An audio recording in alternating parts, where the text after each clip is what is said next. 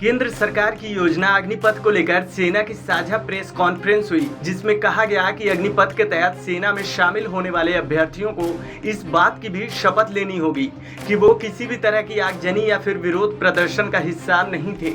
रक्षा मंत्रालय के additional secretary lieutenant general Anil Pande ने कहा कि अनुशासन भारतीय सेना की नींव है। यहाँ आगजनी या विरोध प्रदर्शन की कोई जगह नहीं। सभी को इस बात के लिए सर्टिफिकेट देना होगा कि उन्होंने किसी भी तरह के विरोध प्रदर्शन या तोड़फोड़ में हिस्सा नहीं लिया है। इसके साथ ही उन्हें पुलिस वेरिफिकेशन भी देना होगा।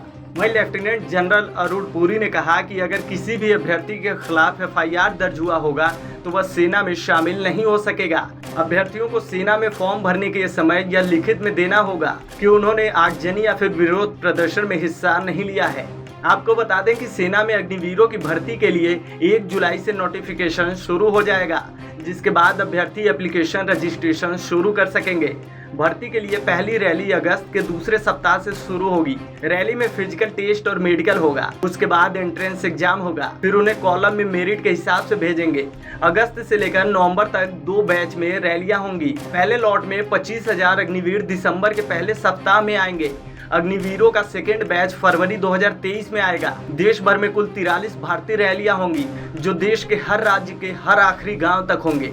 वायुसेना में 24 जून से बहाली शुरू होगी, जबकि नेवी में बहाली के लिए 25 जून को नोटिफिकेशन जारी कर दिया जाएगा।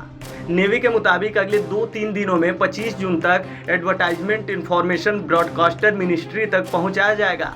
टाइमलाइन के हिसाब से 21 नवंबर को नेवी पहला अग्निवीर का बैच INS चिल्का उड़ीसा में रिपोर्ट करना शुरू कर देगा। अधिकारियों ने कहा कि अगले 4 से 5 सालों में हम 50 से 60 हजार सैनिकों की बहाली करेंगे और बाद में इसे बढ़ाकर 90,000 से 1 लाख तक किया जाएगा। हमने योजना का विश्लेषण करने के लिए 46,000 जवानों से छोटी शुरुआत की है। अग्निवीरों को सियाचिन और अन्य क्षेत्रों में वही भत्ता मिलेगा जो वर्तमान में सेवारत नियमित सैनिकों पर लागू होता है। सेवा शर्तों में उनके साथ कोई भेदभाव नहीं होगा। जो कपड़े सेना के जवान पहनते हैं वही कपड़े अग्निवीर भी पहनेंगे। जिस लंगर में सेना के जवान खाना खाते हैं वहीं पर अग्निवीर भी खाना खाएंगे। जहां पर सेना के जवान रहते हैं वहीं पर अग्निवीर भी रहेंगे। सेना ने अपने प्रेस कॉन्फ्रेंस में कहा कि सेना को युवाओं की जरूरत है। आज सेना की औसतन उम्र तकरीबन 32 साल है। इसे हम कम करके 26 साल पर करने की कोशिश कर रहे हैं। लेफ्टिनेंट जनरल अरुण पुरी ने कहा कि युवा ज़्यादा रिस्क ले सकते हैं, ये हम सभी को पता है।